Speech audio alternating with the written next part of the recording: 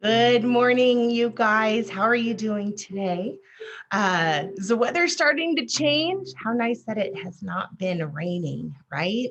So gorgeous weather. Next week, it looks like the rain is finally coming, but that's a good thing. We need it to fill the lake, right? All right. So today we are working on 5.9. Please make sure that you have your pencil and paper ready. I will get my other computer all set to go. Okay, here we go. 5.9, number 1. So you'll see that it is referencing the red resource book at 4E. And it says, what is true about angle 2 and angle 6? So as we're looking at these, we are looking at this angle and at this angle. Okay, so I want to remind you that this is called a transversal line through two parallel lines. Okay, so what those are is so we say angle, oh, that's too skinny. Angle 2 and angle 6 are corresponding angles. Corresponding angles. And the reason that's important is that means they are congruent and are congruent, which means the same, congruent. Okay, so another way we could say that is angle 2 is congruent to angle 6. Okay. All right. Next one, graph the function y equals 2/3 x plus minus 3. So what we need to do is we need to have our y-intercept, or where we're going to begin our graph. And we also need to have our slope. How is our graph going to move? Okay, so we have our y-intercept right here and our slope right here. So our b is -3 and our slope, or how we move, is 2/3. Okay, so think of the b as where you begin to draw your graph. Okay, so we're going to go down to -3. 1, 2, 3. Oh, make it bigger. There we go. Okay, and then we're going to move 2/3, which is rise over run. So we're going to rise 2 and run 3. Okay, so let's go up 2. 1, 2, and I can even show it this way. We're gonna go up 2, and then we're going to run 3. 1, 2, 3. Put our point. Okay, let's do it again. Up 2, 1, 2, run 3. 1, 2, 3. And it goes there. So then this is our line. Okay, and of course, arrows on both sides because the line goes on forever. Okay, good job. All right, number 3, which is referencing 4A in your red resource book. It says translate triangle ABC 2 units left and 3 units down. Okay, so what that's saying is we're on our X coordinate. We're going to go left 2 and we're going to go down 3. Okay, so I'm going to redraw my triangle on this bigger graph. And so you'll redraw it onto your paper. And B, let's see here, A is at 1, 1.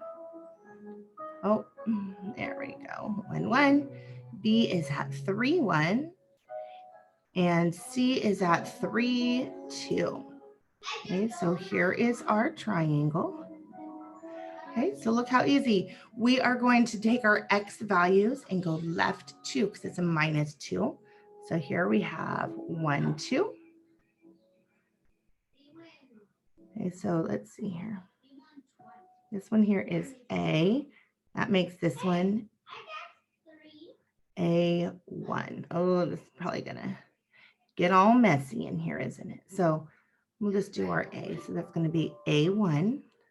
Okay, so this first one, that's called the pre-image. And so now we're making our image. Okay, so now let's take B and we are going to move. Oh, and I messed that up anyway. Goodness gracious. All right, I forgot to go -3. So I did my X, but not my Y value. So for A, we're going to go left 2, 1, 2, and then down 3. That's what I messed up. 1, 2, 3. And that's where our image is going to be, our A1. A1. Okay, same thing with B. So we're going to go left 2, 1, 2, down 3, 1, 2, 3. There is B1. And now with C, left 2, 1, 2, down 3, 1, 2, 3. And there it is. That is C1. Okay, so when we translate something, you'll see that the shapes are congruent or the same. We are just shifting it left and then down.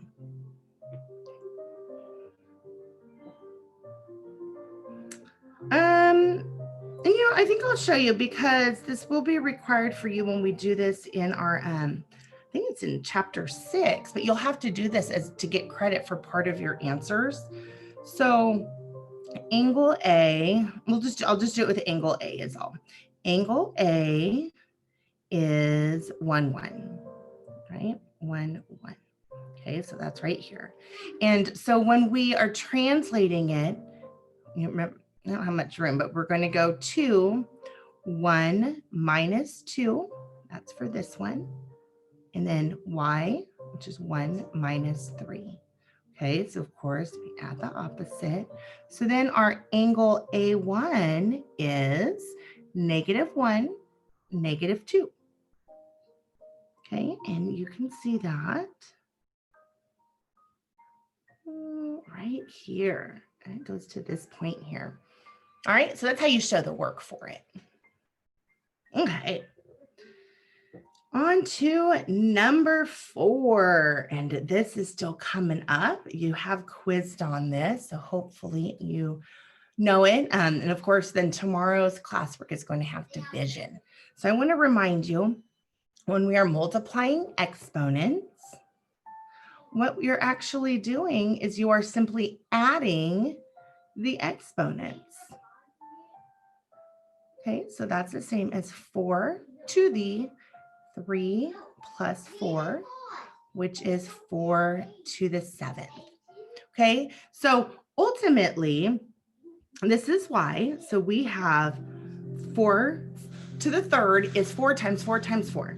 So 4 times 4 times 4. Then we're multiplying that times 4 to the 4th, 4 fours. 4 times 4 times 4 times 4.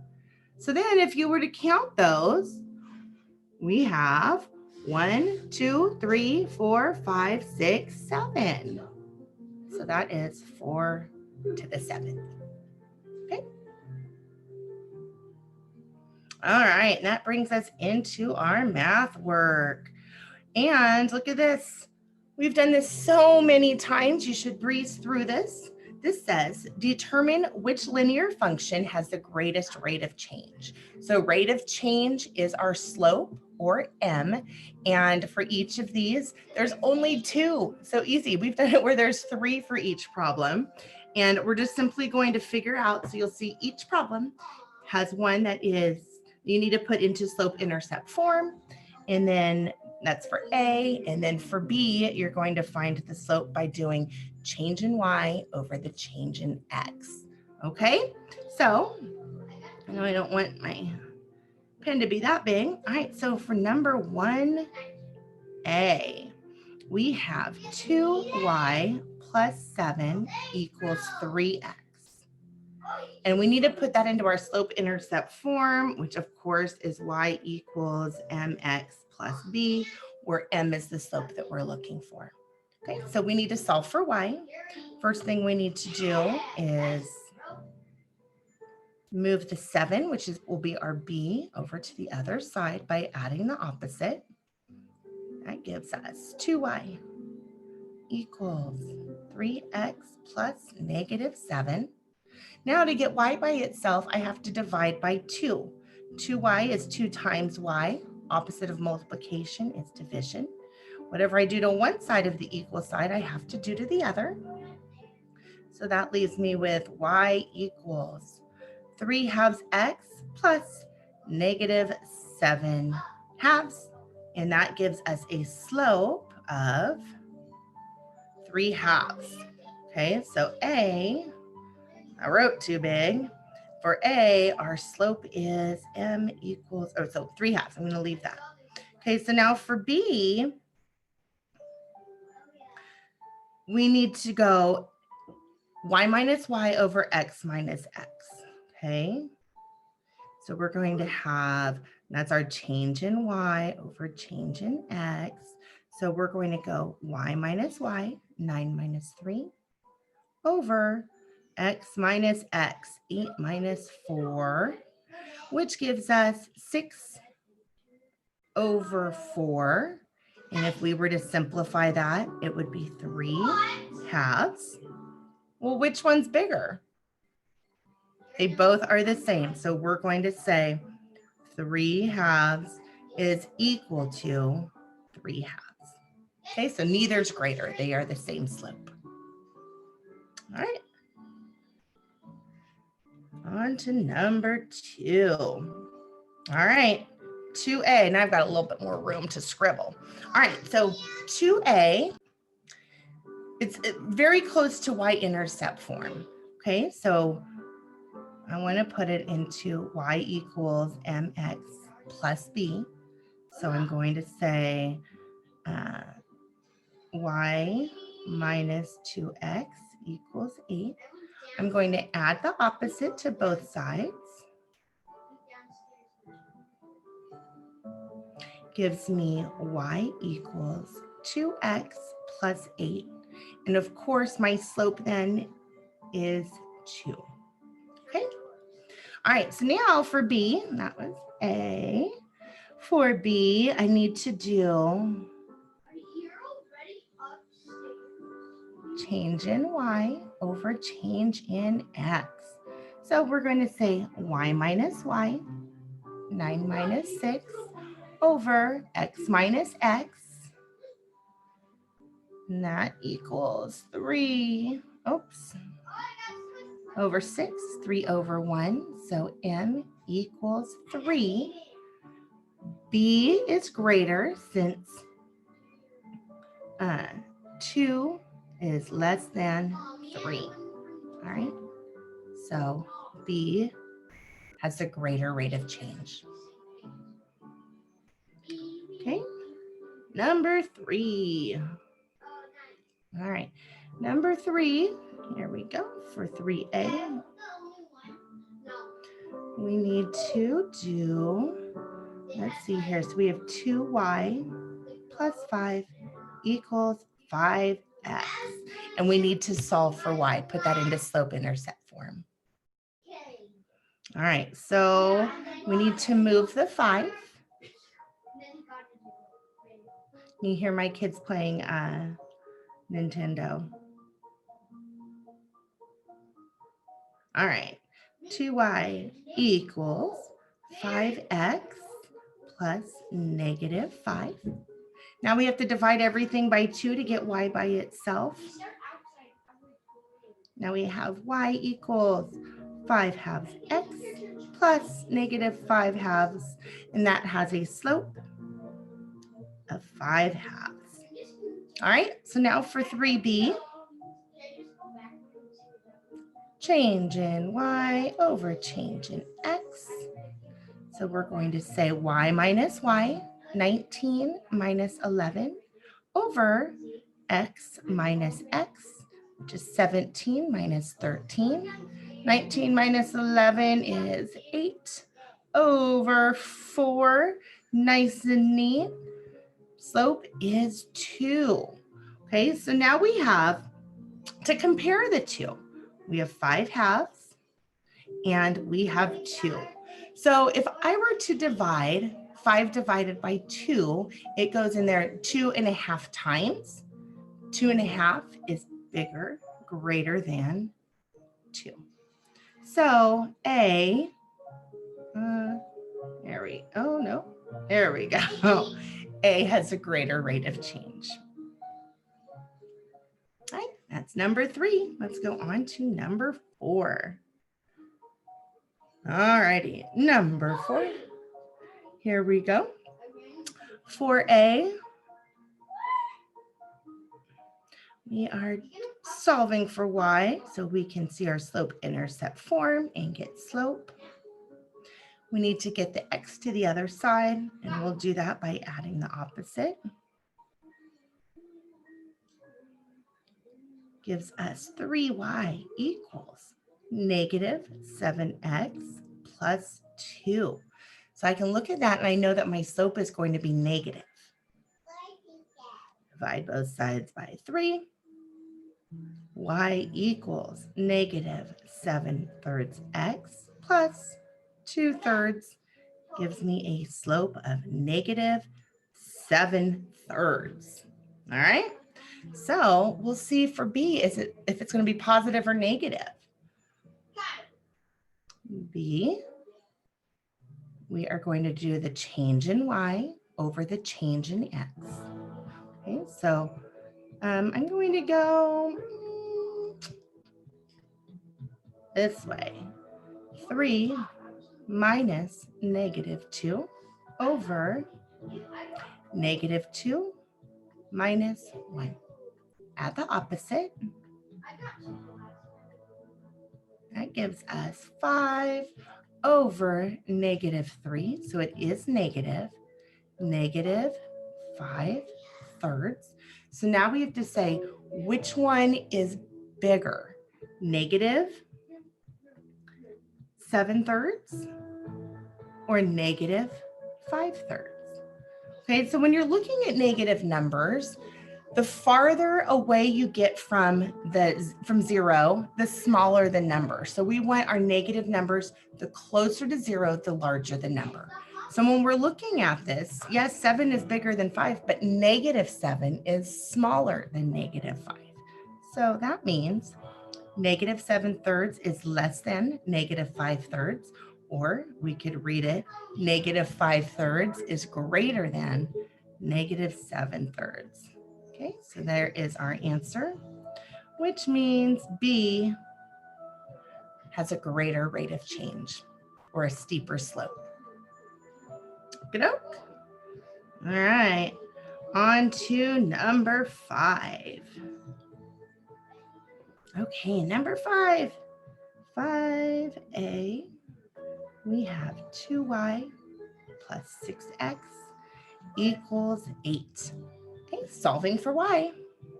We're going to do that, add the opposite. Whatever we do to one side, we do to the other. Leaves us with 2y equals negative 6x plus 8. Divide everything by 2 to get y by itself. Y equals negative 3x plus 4, which is a slope of negative 3.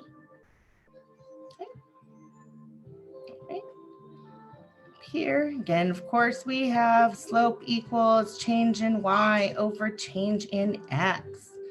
So we're going to go y minus y over x minus x. Add the opposite. Doesn't matter for the 0, but that's going to give us 6 over negative 2, which then gives us a slope of negative 3.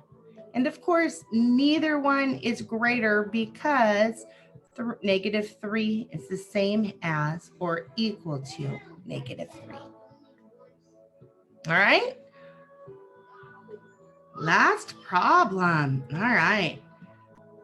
Let's see if I have a graph that works for this. I didn't even look. All right, number 6 says dilate triangle ABC by a scale factor of 2 with respect to the origin. Then we're going to rotate at 90 degrees CCW, it's counterclockwise about the origin. And then we're going to reflect it over the x-axis. So there's 3 different steps on here. All right. So first thing we're going to do is dilate by a scale factor of 2. All right. So let's get our coordinates. We have angle A is 1, 3.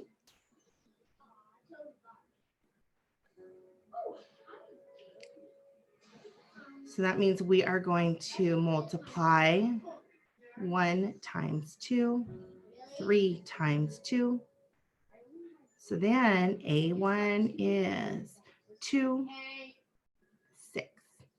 There, I squished it in there. Angle B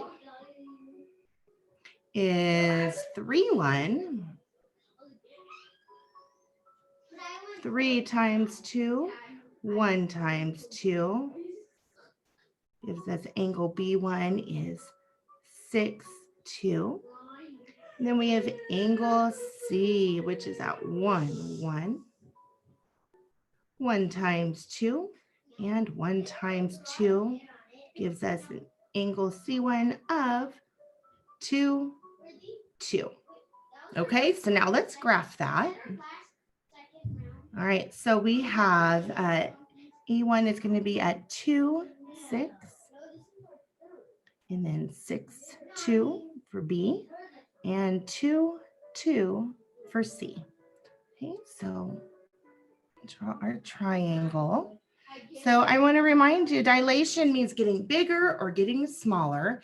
And I always use the analogy when you go to the eye doctor and they put those drops in your eyes that make your eyes yellow, it dilates your pupil and it makes it get bigger. All right, so about the origin means that we are going to get it bigger from the origin. So if I were to draw a line from the origin through A and A1, and then through B and B1, you'll see that we are getting bigger in this direction. So that's the direction that dilation is going. Okay, so I wanted to show you that. I am going to erase those arrows because we have 2 more things that we need to do. Okay. All right, so we finished the first one. Now it says rotate 90 degrees counterclockwise about the origin. So think about a clock. Counterclockwise is going this way. So 90 degrees means it's moving 1 quadrant. So we are going to be in this quadrant here. Okay.